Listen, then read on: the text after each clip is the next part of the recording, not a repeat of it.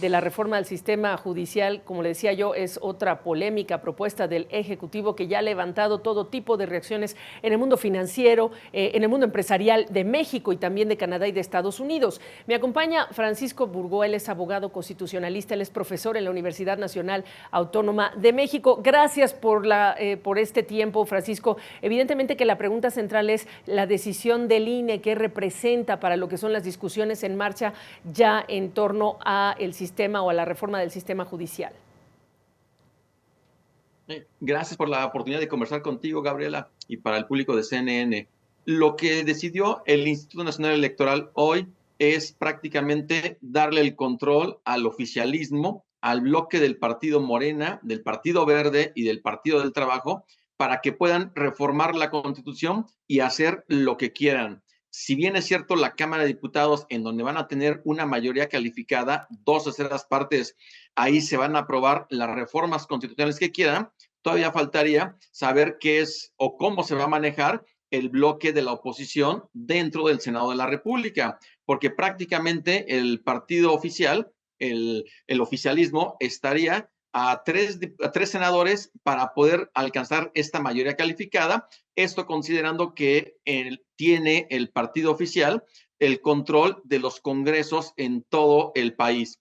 Es decir, esta decisión del INE le da al oficialismo la posibilidad de que puedan reformar la Constitución, eliminar el equilibrio entre poderes, una división de poderes que tiene que existir y sobre todo que esto va a afectar a el Poder Judicial de la Federación, en donde ya han anunciado la reforma constitucional que pretenden llevar a cabo y con esto, pues la justicia en nuestro país, en México, pues prácticamente se va a debilitar. No son buenos tiempos para la democracia mexicana, lo que se está viviendo aquí en México y más con esta decisión del INE, que como ya se adelantaba, faltará la decisión de la Sala Superior del Tribunal Electoral, pero como se ve el panorama, va a confirmar este acuerdo aprobado por una mayoría de 7 consejeros del INE frente a 4 que mantuvieron el pluralismo, la representatividad y el voto popular, que realmente los ciudadanos se pueda haber garantizado su voto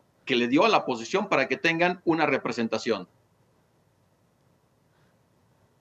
Ok, entonces, ¿qué otras reformas ya ves? Nosotros hemos adelantado algunas de las que ya se han tratado y aprobado en comisiones y que están avanzando, pero ¿qué otras reformas ves que está abriendo la puerta? Pues esta aritmética, porque al final se queda corta en el Senado, pero hay negociaciones políticas siempre. Totalmente, Gabriela. La verdad es que 3 o 4 senadores, pues prácticamente son alcanzables para el bloque de Morena, o las ausencias de legisladores de oposición también pueden facilitar que se logren esas 2/3 partes.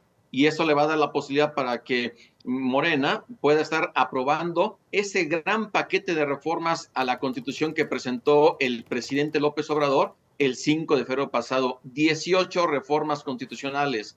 Entre esas está, por ejemplo, las que comentabas ya, la eliminación de órganos constitucionales autónomos, como es el caso del INAI, el instituto que garantiza el acceso a la información pública, la transparencia y la protección de los datos personales.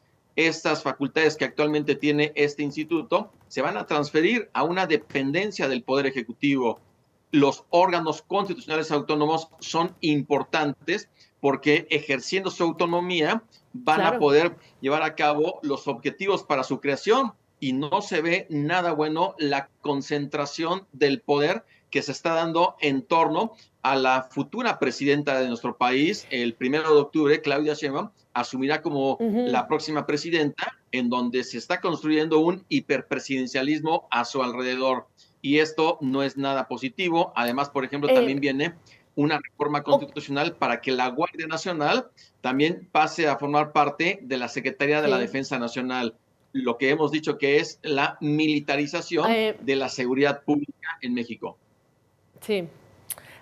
Ahora, Francisco, te voy a hacer preguntas, te pido respuestas breves porque es importante tratar de aclarar. Primero, no falta quien dice, bueno, la oposición en años pasados usó este tipo de aritméticas para aprobar otro tipo digamos, de reformas constitucionales. ¿Qué dices?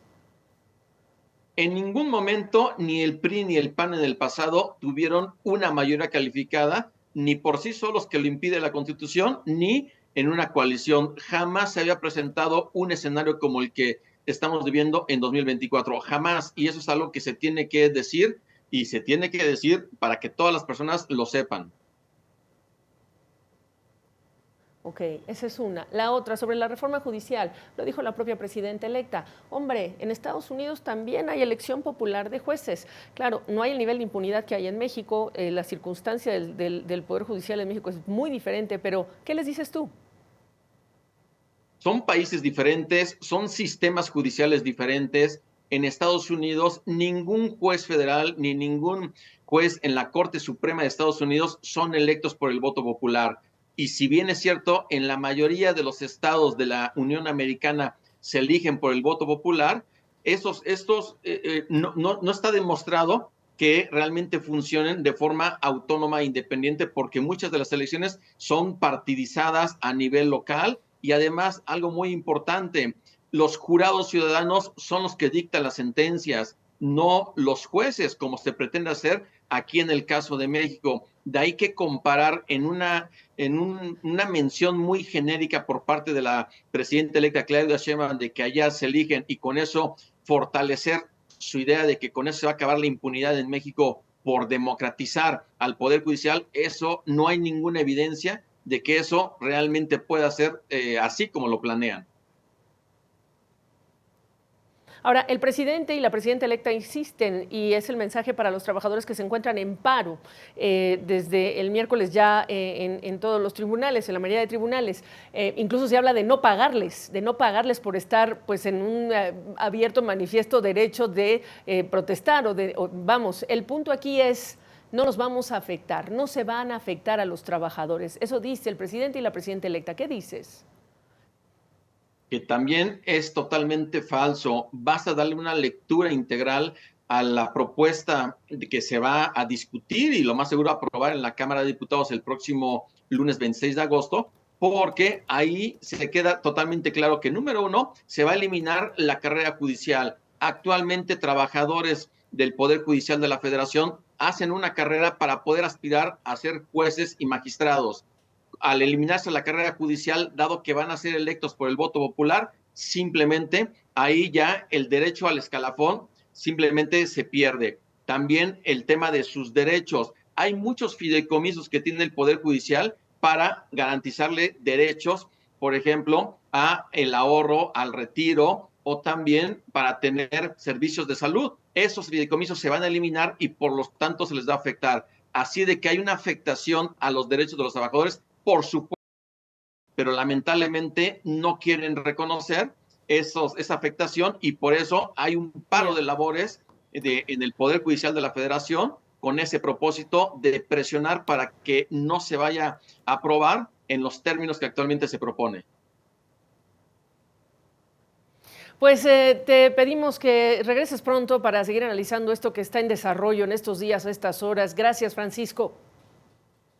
Con todo gusto, Gabriela. Muy buenas tardes, noches.